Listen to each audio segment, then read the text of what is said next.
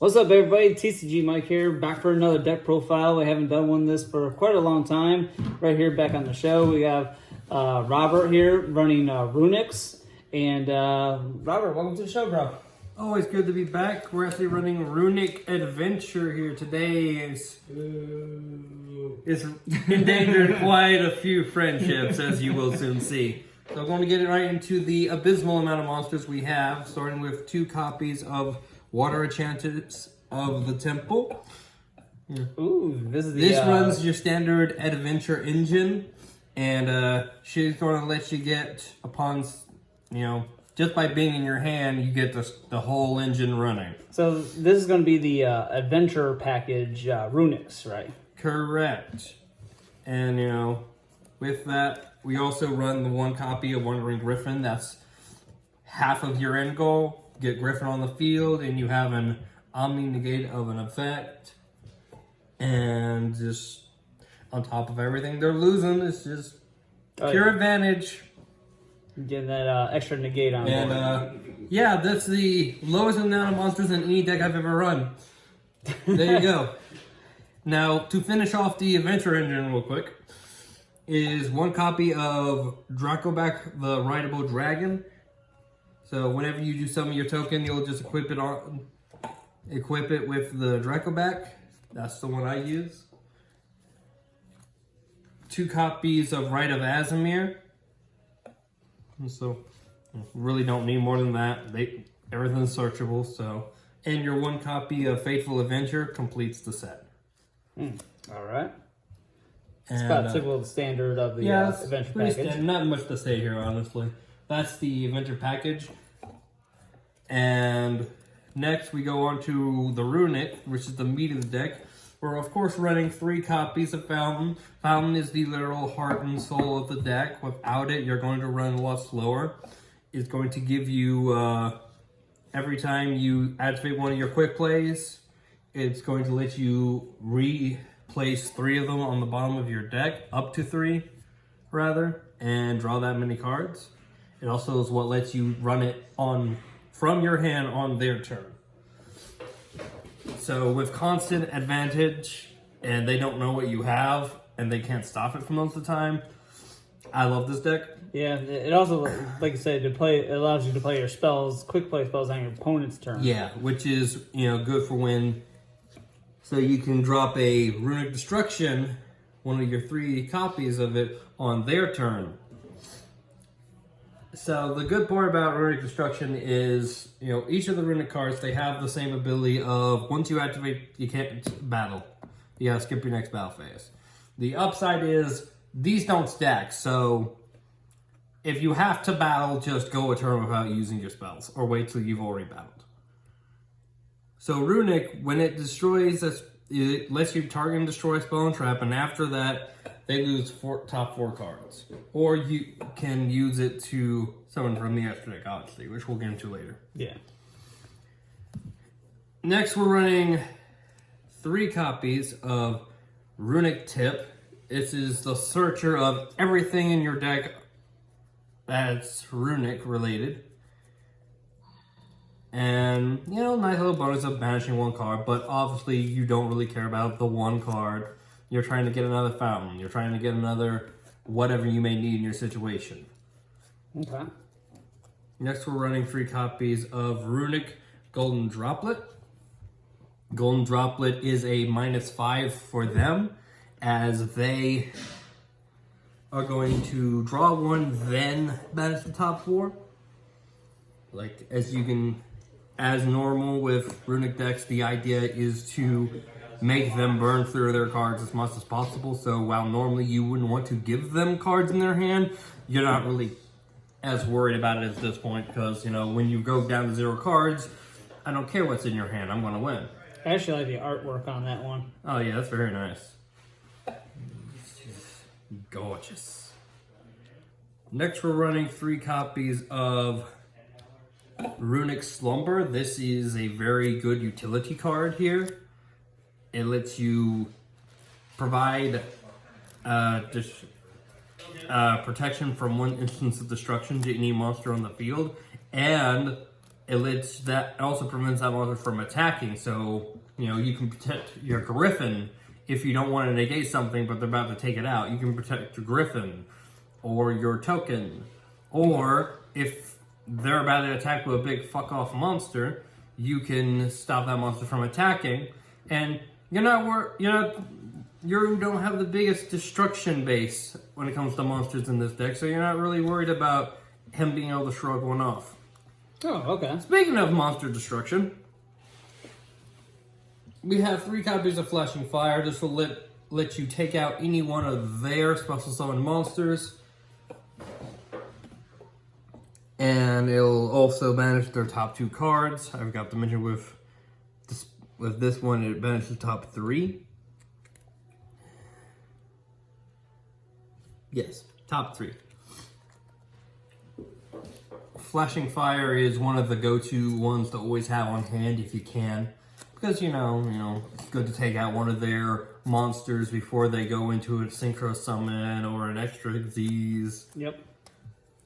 Now, this next card I use in combination with Golden Droplet, Runick Dispelling. Dispelling is an effect that only activates whenever they add a card to their hand outside of draw phase, and it rips a card out of their hand and then makes them discard the top 2. Or banish top 2. So, it's always another reason why I'm not concerned of giving them a card on Droplet. More often than not, you're going to have this in your hand. So play Droplet, give them the card, take 4 away, play this to have a chance of taking that card they just got away, and then take 2 more. Right. Now we have Freezing Curses. This is going to let you negate a monster effect on their field for the entirety of the turn. And that'll also cost them 3 cards from the top of their deck. It's more villain. Now for the last of our Runick spells, I'm doing 2 copies of Runick Smiting Storm. This is your go-to game ender, as an important ruling in Runick to remember is that if one of your Runick spells would banish more from the top of their deck than they are able to send out, you can't mill them. So you won't be able to activate it. That's a good tip there. Yeah, so Smiting Storm lets you banish up to the number of cards on their field on the top of their deck. So always keep it in your hand, and when they're getting low, just wait till their deck is the same or less as the number of cards on their field, and just banish up to that. Oh, okay. Next, we're running 2 copies of Twin Twister. One reason why this profile is taking so long to be put onto this channel is originally it was running the Mystic Mind configuration, and I had to make that change after Mind cooked the ban. And I had 2 copies in there, and these ended up replacing it.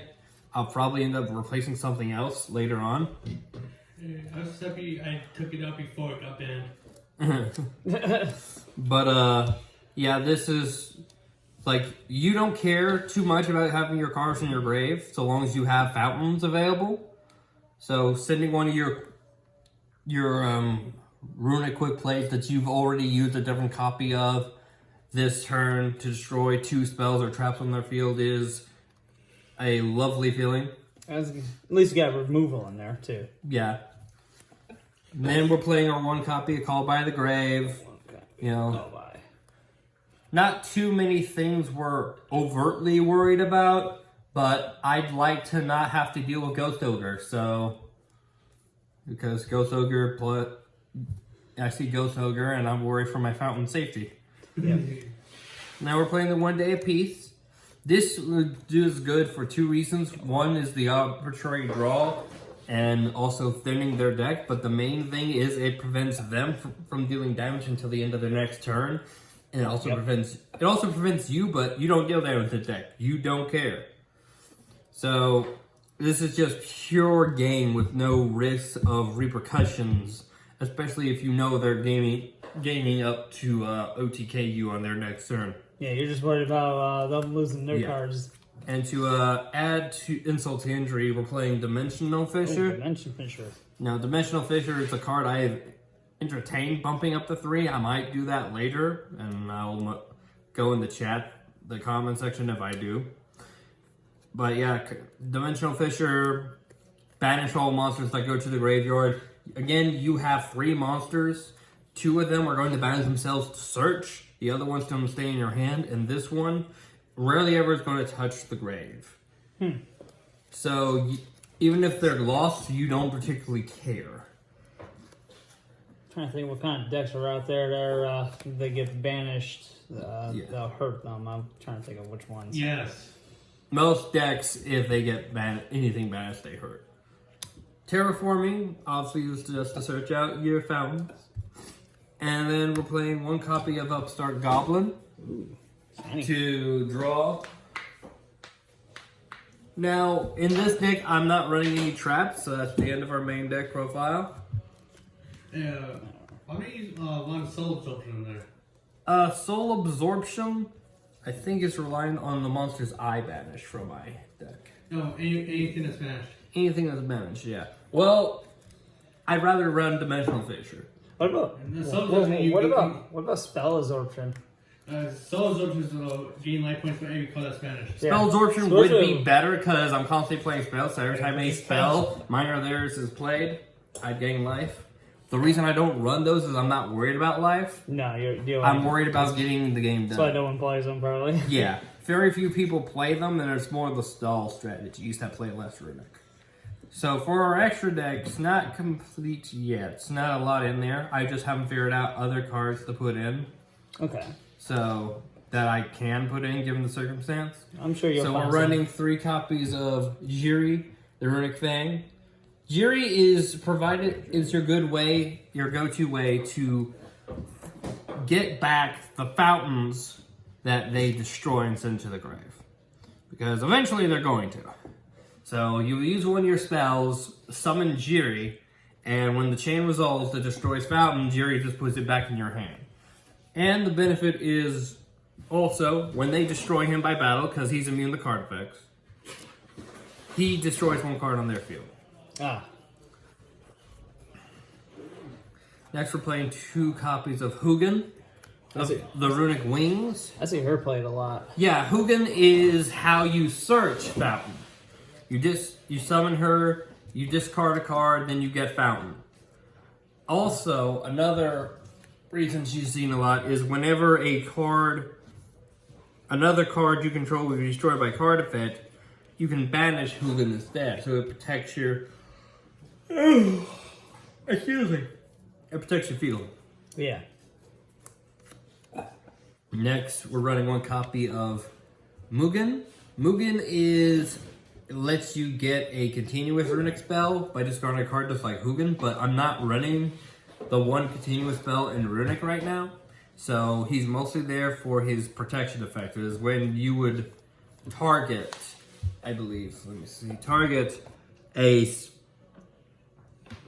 when an opponent would target a card or effect that targets, when activate a card or effect that targets a Runick I control or set cards. So when he does targeting effects or set control, goes after set cards, Hugin can banish himself to stop it. Now, finally, we're playing 3 copies of Freaky, the Runick Fang. This is a more aggressive banish. This is, you kind of just use him to let them crash into. Because every time he enters battle and battles anyone, a card gets banished from the top of their back. Oh, okay. Also, you don't take battle damage from battles involving Freaky. Okay. Which one's on the... Oh, okay. And if it's destroyed by battle quick effects, he gives you one of your Runick Quick Plays back. Oh, wow. Okay. Now, that's it for our main and extra deck. I do have a small side deck that I've prepared. All right. Not complete right now, but it's close there. I just have to figure out which ones I want. And that just depends on what all's facing. I have to look up the current meta and what's best. So firstly, we're going to be running For those mirror matches, we run 1 copy of Sky Scourge. Oh, I've seen this one before. Evensil. Sky Scourge is got 2 abilities depending on what you use to summon him. If you tribute him by using a light fairy type monster, negate the effect of all spells, and using a dark fiend type negates all traps. You have 2 fairies in your extra deck, so you can use either Hugin or Mugen to bring him out, and then your opponent can't use spells. This is used to lock out another Runick player so that you can beat them down quickly. Yeah, I see. And the CC that also negates like trap cards too, so you're facing like heavy trap decks too. But you'd have to add fiends to it because we don't have it. Now we're running 2 copies of Nibiru. Yeah, Nibiru, as always, he's good. He's always going to be good. Against those combo players. Yeah. Sword Soul or... Sword Soul. Majority of my decks. Yeah, Exo Sister, Preda Plants.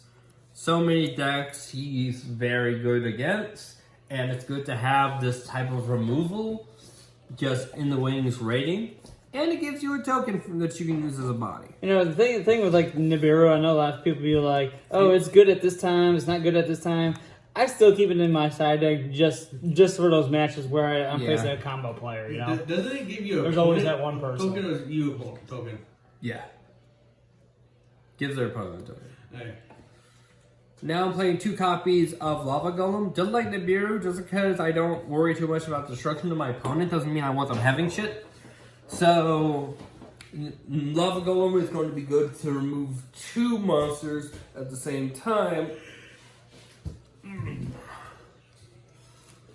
And get rid of those... and get rid of all the troublesome negate monsters. Yes. All the big bodies. And then finally we're running 3 copies of Dark Ruler No More. As you can see, my side deck is mostly monster effect hate.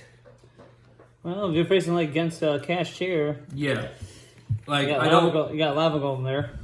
Yeah, I don't want to, deal with effects that might be, with Castira is constantly going to be banishing my cards. Yeah. And that is my profile for Runick. All right. That's awesome, man. I appreciate this. Appreciate it, man. Thank you. Yeah. It's awesome. So, all right. All right. I appreciate everybody that is watching. Thank you so much. That was Robert's Runick deck. If there's any more updates, we'll check in. All right. Appreciate it. We'll see you later.